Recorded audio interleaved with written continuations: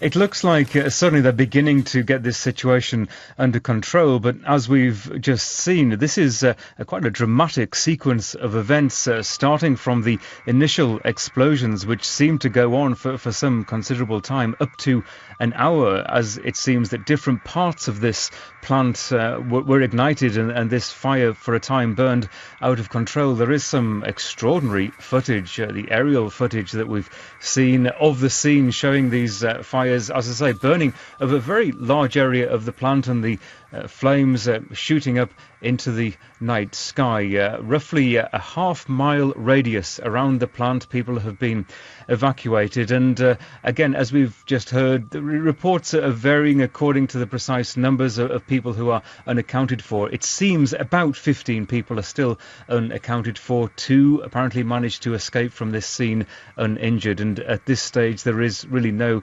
indication, no clue as to how this might have started. No, but of course, propane is a highly volatile gas, isn't it? Often used for barbecues and hot air balloons. Yes, this is a propane company, Blue Rhino, that specialises in those typical small gas tanks that you would use on your barbecue. In fact, they describe themselves as America's #1 propane tank exchange brand. In other words, you take in your empty canister, you leave with a refilled canister. That's how they operate. And they had many of these tanks simply piled up high, perhaps on the back of trailers in their various buildings. So a potentially very dangerous situation with a fire burning. And of course it brings to mind that explosion at the fertiliser plant in Texas, which was just a matter of months ago.